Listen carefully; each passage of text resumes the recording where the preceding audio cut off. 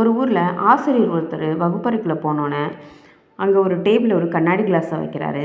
அதை பார்த்துட்டு கேட்குறாரு, இது என்ன கிராம் இருக்கும் அப்படின்னு கேட்குறாரு.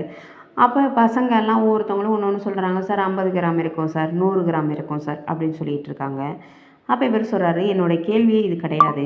இப்போ நான் இந்த கிளாஸு கீழே இருக்குது, இதை நான் இப்படி பிடிச்சிக்கிட்டே நிற்கிறேன், எனக்கு கை வலிக்குமான்னு கேட்குறாங்க. இல்லை சார், அது ஒன்றும் அவ்வளோ வெயிட் இல்லை சார், அதனால் வலிக்காது அப்படின்னு சொல்கிறாங்க.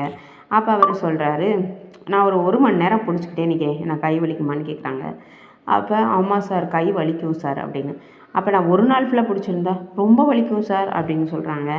ஆமாம், ஒரு நாள் ஃபுல்லாக நான் அப்படியே பிடிச்சிக்கிட்டே நின்றேன்னா என்னோடய கையே மரத்து போயிடும், அப்படி தானே?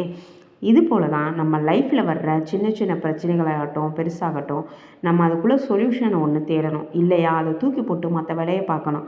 நம்ம அதை மனசுக்குள்ளேயே போட்டுக்கிட்டே இருந்தோம்னா, எப்படி இந்த கண்ணாடி கிளாஸை பிடிச்சிக்கிட்டே இருந்தால் என்னோடய கை மரத்து போயிடுமோ, அதே மாதிரி ஒரு கட்டத்துக்கு அப்புறமா நம்மளோட மனசே மரத்து போக ஆரம்பிச்சிடும்.